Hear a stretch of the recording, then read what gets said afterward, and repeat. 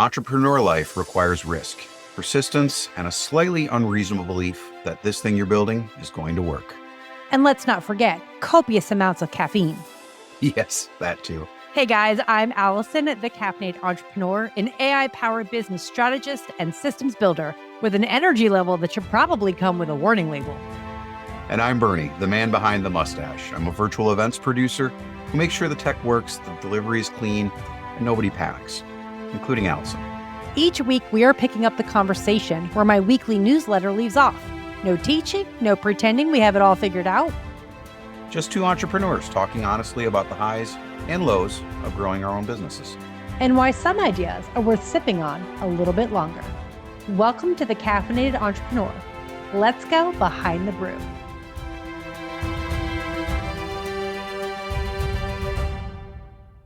Hey guys, grab your favorite caffeinated beverage and join us for today's episode where we're going behind the brew of issue number 35, Consumption versus Execution, Why You're Still Stuck, even with all that great advice. Bernie, how are you feeling today? Exhausted, but well, overall. You have a good reason though. So just to catch everybody up, we've missed a couple weeks of recording. One of it was because I just had a crazy schedule and was like, dude, I just can't make it. And then it was Bernie's fault we missed the second week in a row. However, Bernie, you had a good excuse. Tell everybody what it is. So we welcomed a new daughter to the family on April the 7th, Giovannina Ostara DeSantis. She was born 6 pounds, 11 ounces, 19 and a half inches on the 7th at St. John Hospital here in Detroit. She came fully assembled. All the parts and pieces were included. Healthy mom. Yeah, mom is doing well. Everyone is adjusting, but yeah, just no sleep. She is the smallest of our three. The other ones were gargantuans. So. Well, your wife earned her third being small, right? So, all right, real quick, what are you drinking out of today? Today I have my Alaska mug. So I did some work for Hertz Rent-A-Car back in the day and got to travel around to all of their airport locations and train all of their new hires how to rent out and upsell cars. And one of those stops was in Aspen, or excuse me, in not Aspen, that's Colorado. What's the main one in Alaska? Son of a gun. Anyway, Anchorage. Thank you. That's it. So I got to spend some time out there, and that's where that mug's from.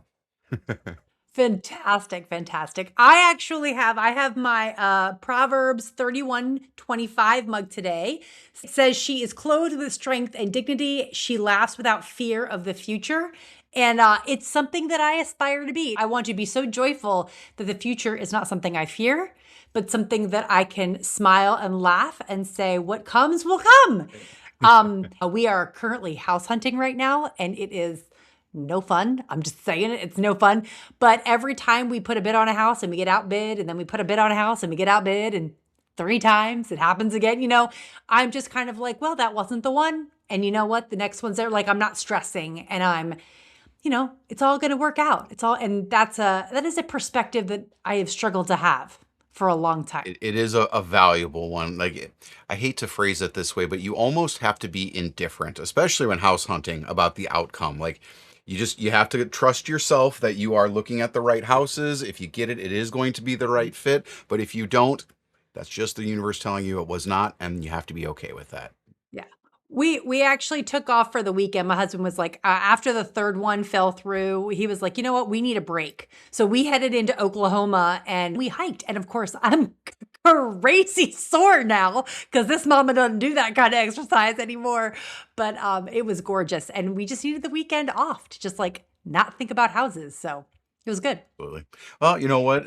Because you've taken that time away, the right house now is going to manifest itself.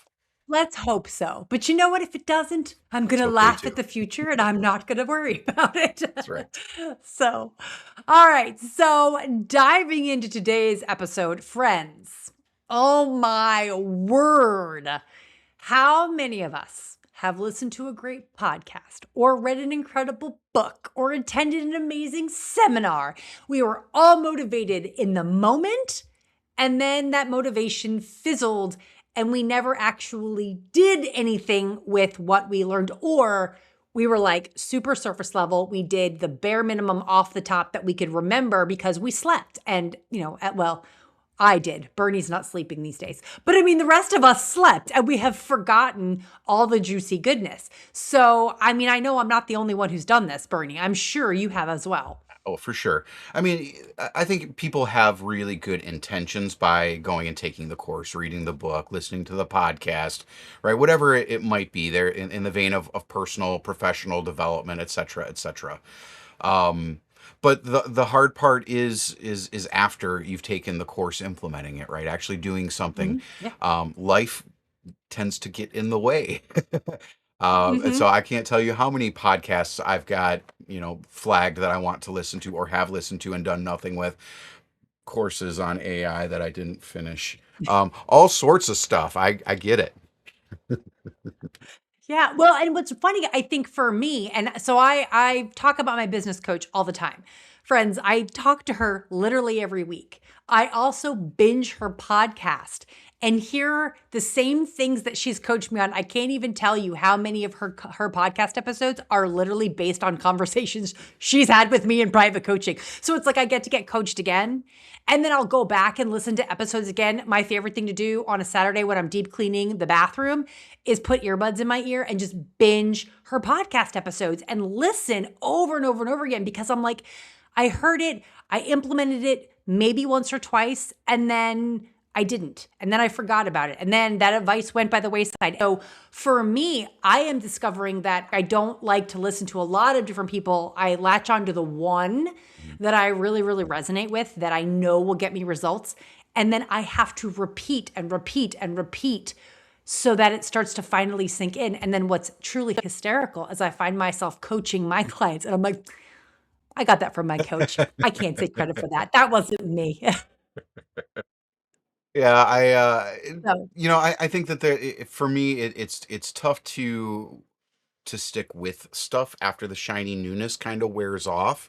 Like I think that's mhm. my one of my biggest problems. Is I have good intentions going into a training program or listening to a podcast, but sticking with it and doing it and changing the habits that need to be changed, that's usually where it Yeah. breaks down.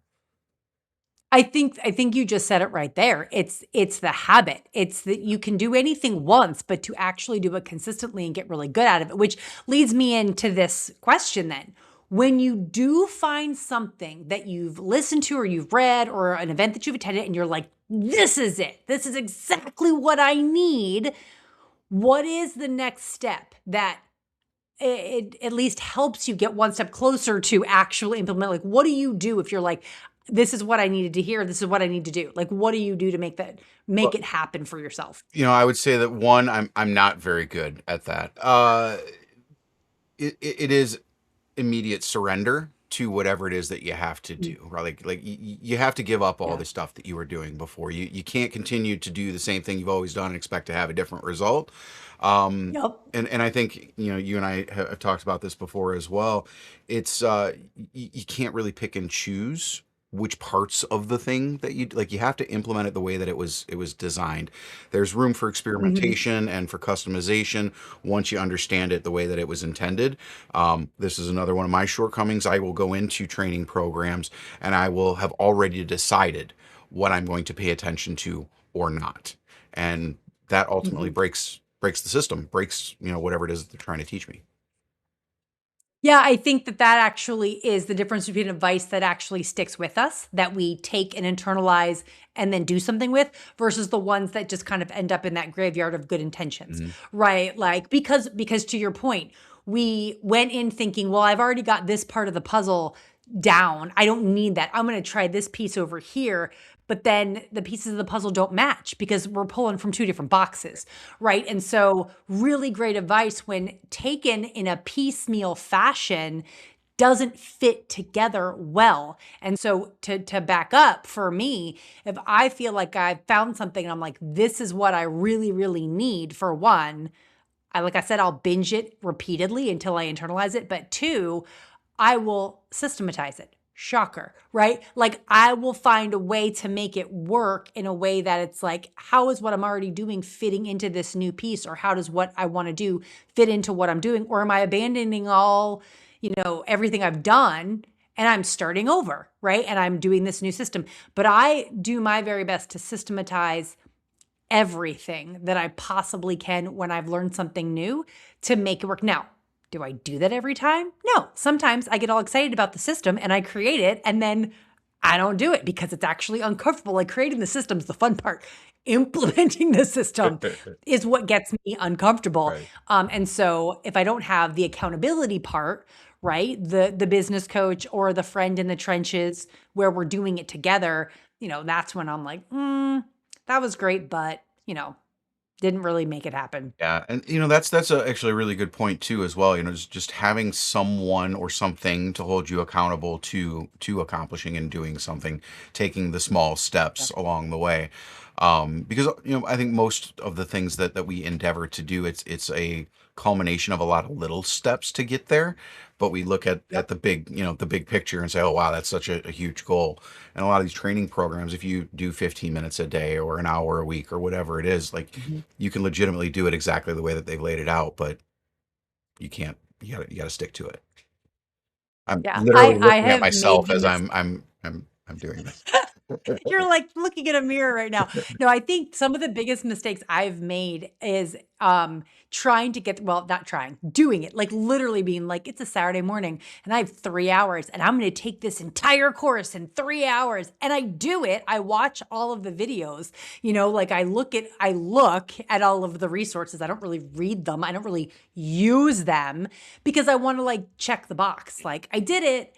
And then, I didn't, to your point, I didn't take it in bits and then actually do the thing that needed to be done. I didn't take the action bit by bit. So, one of the reasons why in the program that I do that you went through, I try really hard with those implementation calls every week. It's like, no, no, no, no. What are you doing today? Like, I want you to learn, but I want you to do while you're on this call to kind of not bossy, just aggressively helpful, kick people in the rear to make sure that they're taking action. Yeah, I mean, So, I yeah. will say though, with AI in particular, it is so easy to get into a rabbit Yeah. hole.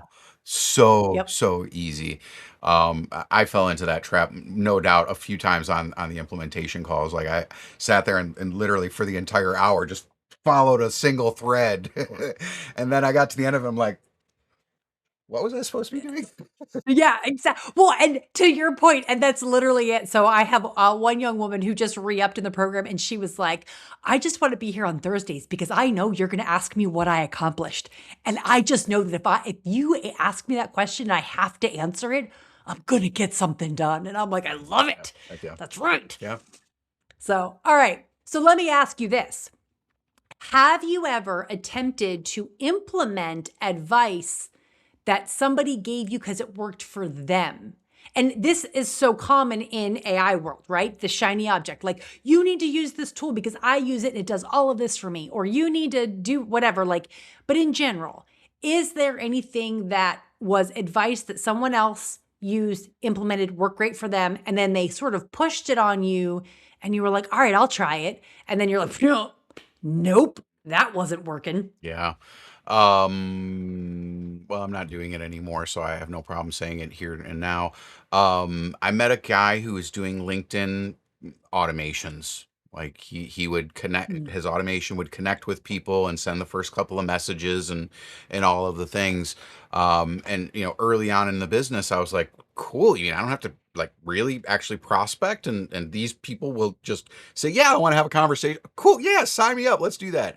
And he set it all up, and I spent an ungodly amount of money and didn't ever get a single. I think I had one conversation out of all of the. Yeah, Oh, like it was terrible. yeah. But on that note, I think that you can get some good advice from people, best practices and such.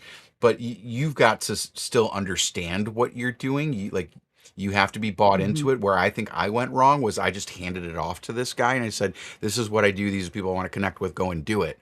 I had no real Mhm. understanding of how it was working. Um, And that's an Yeah. important piece, right? Like somebody gives you advice or a training course or whatever the case may be, you actually have to understand what it is you're doing, not just blind follow the instructions. If you don't understand why it applies, even if it's great advice and you quote unquote take it, it's going to fall short. It's not going to give you the results that you're looking for because ultimately you didn't know what the results you wanted were. Like you didn't necessarily know what solution you wanted out of the problem that you thought you might have. But did you even have it? Right. Like you don't know. Right. Yeah, absolutely. So, next layer. Mhm. What's a piece of advice that you keep coming back to because you know you want to implement it? Maybe you've even, teetered on it, but you still haven't gone all the way yet, but you can't let it go. It's like for whatever reason you're holding back, but at the same time you're like, but I got to dive in. So you just keep coming back to that advice. Well, I mean, I feel like there's a couple of threads here, Allison. One is advice that you've given, which is to use the AI tools that you've given me. I feel like there needs to be a little accountability because a few episodes ago, you were all excited about co-work Mm, and Microsoft and mhm. all the AI stuff. Have you done any of that with your team, your new VA? Are you still playing with I'm that? still I'm just going playing to call with you it. out live. I have yet to buy any licenses for it for anyone else. Like Mm, I'm still kind of playing with it a little bit. yeah, Um, again, some of the connectivity is cool, but I don't know that I'm yeah, all in on it at this point. Like I'm still pretty much Chat GPT. I mean, because that's what you've shown me how to use. right. So It's what you yeah, know. Hmm. yeah. Yeah, I love it. Well, okay, so here's the big one for me, the advice, and I finally started implementing it, though I haven't systematized it yet. But I will say this is really kind of funny. So, and I've talked about this a couple of different times, but when it comes to the webinar funnel that you have helped me build over a little over a year now, one of the things that I struggle with is like people will just keep coming back to my webinars over and over and over again because I'm constantly teaching something new. Like they're always new information and they're tire kickers, right? They're just hanging around, gleaning all of this free information. But literally, they'll be like, well, now what? What's next? And I'll be like, well, what's next is to sign up for my program so we can do something with this. Oh, okay, great. I'll see you next month, right? And it's like, oh, it's so frustrating. So, one of the things, again, my coach was like, Allison, I want you to send 5 messages every single day inviting people to work with you. And I want you to look at all the people that have been attending your webinars. Like if they've attended 3 webinars in the last 6 months, they get an invite to work with you. And you simply tell them, you're sticking around. We should work together, like whatever, make magic with the message. But, compel them to either take the next step or basically stop showing up. Not that I insult them or offend them, but you get what I'm saying, right? It's kind of like, You're saying Esther, get off the you're only, pot. It's fully yeah, reasonable. exactly. I was trying not to say that, but you just said it. You know, Literally, I'm the that's one it, who's right? gonna say it. Yeah, I do. I do. But by the way, everybody, Bernie's coffee makes me poop mug did break. He did tell me that pre-show, which is just a sad day for him, a happy day for me. But It's gonna be retired, but it's gonna have a shrine. I promise you. it'll have a shrine. It'll have a spot on the wall behind him. But anyway, so yeah, so that's something that was a piece of advice that she has given me that advice many times. I finally implemented it in the last month. And I closed 8 new clients in 35 days. Like, that's the most business I have closed in the 3 years I've been running my business in a chunk of time. And it was because I finally implemented advice that she's been giving me for the 2 years I've been working with her. But here's the kicker. Let's just be real. Guess what I haven't done for the last 2 weeks? Sent messages inviting people to come to calls, right? I did it for 30 days because I promised her I would. And the second my 30 days expired, I was like, look at me. I closed 8 clients. Okay, I'm Taking done. a break. And she's like, no. So it's like I took the challenge. I accepted the challenge. I'm a good student. I do as I'm told, right? But then because it was super uncomfortable, I'm like, I'm done. I don't want to do that anymore. I'm gonna flex the muscle again and whatever. But it was just one of those things where I thought, man, I finally took the advice and it worked. And then I immediately was like, I don't want to do it anymore, even though I know it Yeah. works. Yeah. Because it took work, because it was hard work. It was scary. It was a little embarrassing. It was awkward at times, so hmm it's reality. hmm how many calls did you get on for the 8, if you don't mind me asking? Oh, goodness. I mean, I think my close rate is probably right at about 50%. So you figure 5 messages a day for 30 days or 25 days, 4 weeks, however it was. So I mean, I probably sent over 60 invites. I think I ended up with probably close to 20 calls. Some of them are still, scheduled for May, Right. and then I closed 8. So I'm close to the Yeah, 50% that's close solid. rate on that. So but that also meant, like, think of all those no's. Think of all those people that ignored me, hmm right? Think of all the people that never responded, and then I'm like, "Ooh, do I follow up again?" Or like, hmm But to an extent, it's a numbers game, Yeah, You absolutely it is. just you gotta play the game. Yep, absolutely. Absolutely. Hmm. So, I know my coach, like, excited for me, but also probably wants to slap me. So, you and I, we do events, right? We teach people. What is it like to be the one teaching and then having someone come back and come back and come back and you're like, "Oh my gosh, I gave you the advice. Just freaking take the advice." How do you handle that for you? mean, part of me gets frustrated, obviously. Like you give somebody the advice or you give them the tool, the resource that they need to go in and do the thing, and then they don't do it. They don't follow the instruction. They come back around and ask the same question a different way. Like that does get a little bit disheartening and frustrating, obviously. Um, and I consider myself pretty humble, but to a degree, I'm an expert in some of the things that I do. And for someone to come to me and say, "Hey, I want your advice so I can do the thing that you're really good at," and then you give them the advice, and then they don't go and do the thing, it's like, how do I? Why did you even What? ask? So yeah, I mean, like that stuff is frustrating, but for every 10 of those, you get one or two people that they're hanging around in your universe because they know that they need what you are offering, and Mhm. they're just not at a space yet where they can do it. Right. So they Yeah. kind of have no choice but to take what they can and to linger and lurk a little bit. But to your coach's example there, right? Like sometimes you got to let them be in your universe for a little while and then make the offer, Mhm. and then it happens. Yeah. Yeah. And you kind of got to push people off the edge in a way. Yeah. Like, you're either going to fly or drop, Yeah. right? It's like one or the other. Yeah. What is a quality or a trait or a desire that you think people have to have in order to be successful for what you're training them to do? Because we know we talk to the masses, right? But then there are the some that got the special something Yeah. that makes it so that they're going to be truly successful with what you're teaching. What is that for your client? A lot of people think that if they have knowledge about a thing that they should be sharing it and teaching it, and generally I would agree with that. But I would say the prerequisite, if you will, for doing the things that I do is that you have to have a Mhm. little bit of personality, and you actually have to like people. And the second part really isn't a prerequisite, but it certainly helps. Like you have to enjoy being in front of people and engaging with people. Mhm.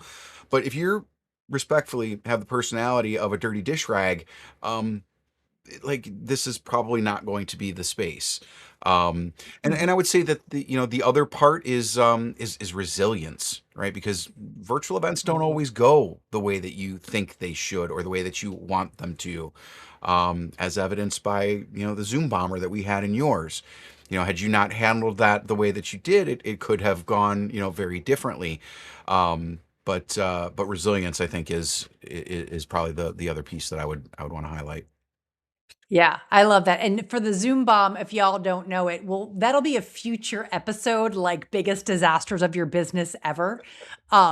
Well, we're just if you were there in November of 2025, but if you weren't, you'll have to wait for a future episode to find out what it was. But it's a doozy.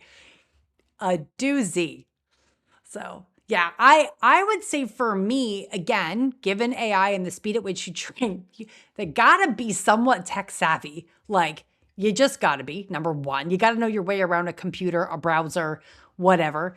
Number one. But for me, I think the personality trait for the people that are actually doing the best inside of my program are the ones that are the creatives, but they are also the action takers.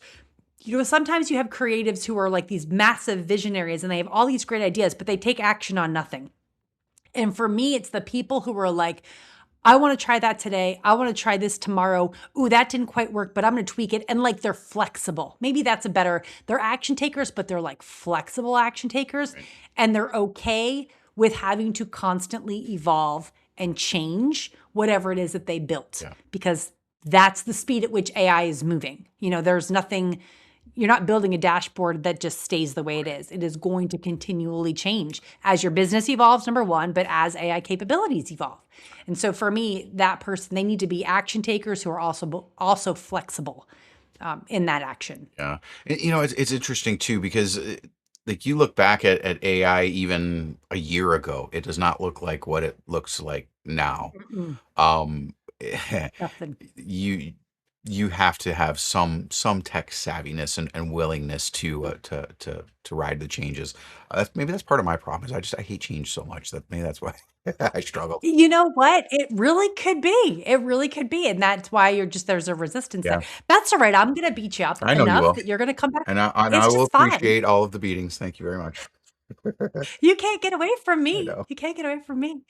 What's been the piece of advice that's had the biggest impact for you that you actually heard and implemented? Maybe not right away, but what piece of advice has had the biggest impact in your business since its conception? I would probably say Donnie Bovine, when I first met him doing about Success Champions networking, he said, "You don't even know it yet, but you got it."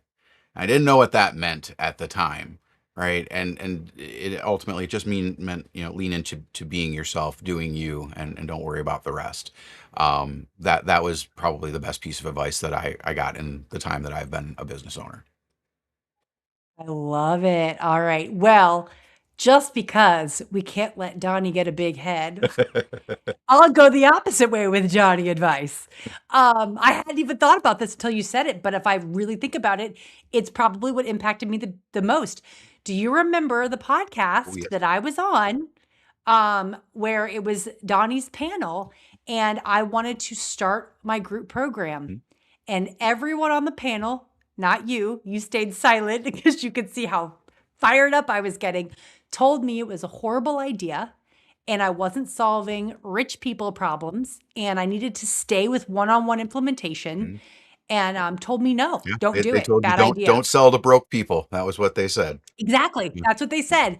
And I got off that call more motivated to make my group program a seven-figure group. It's called the seven-figure CEO, but I was like, I'm going to make seven figures off of this program just so I can say, you said I can't, watch me. Yeah. Like, because that's me, baby, right? Like, go ahead, tell me I can't, and let me throw it back at you when I do. So yeah, I so there you go. I was So there. Donnie, if I you're remember it listening, very, very well. And I was sitting there thinking to myself, "Yep, Alice and I are going to have a conversation about this later." oh yeah. Okay, and here's the best part. And here's what I will truly I'll give Donnie this. If I actually said that to Donnie, he would laugh and he'd be like, Yep. awesome. Glad I You're motivated welcome. you. Like in no way, shape, or form would he be hurt No, or offended. no. He'd be like, I'm so glad that my advice motivated you to throw it back in my face because look at the success that you are now. Right. You know what I mean? Like, so I'll give him that. But yeah, I would say that was probably it. The thing that impacted my business the most. Yeah. So there you go. Isn't that funny? How about that? Both of us with a Donnie story at the end there. Donnie for different reasons. All right, so let's go ahead and land this plane because here's where all of this conversation actually kind of comes down to for me. I think you can have the best advice in the world sitting there right in your ear and still absolutely do nothing with it, right? You and I are both guilty of it. And let's just be honest, I had to hear the same advice from my coach for 2 years before I actually took it. And then when I did, I closed the most business I ever did in the shortest window of time. And then I stopped doing it because it was uncomfortable. So I don't think it's really about whether or not advice is good, so much as whether or not you're actually willing to take it. Yeah, I mean, the best tool is the one that you pick up and use and use regularly, right? But like I said earlier, you either surrender to the approach or you don't. And if you're not in the right season to go all in, grace, that's okay. But you should be honest with yourself about it instead of half trying, and then wondering, later why it didn't work. That's really Yeah. what makes the difference between good advice that grows your business and advice that ends up being a bitter cup of coffee. Way to tie it into the theme. I love it. I love it. So, guys, thanks for listening. Remember, keep showing up, keep taking the next step because the caffeine is strong. So are you.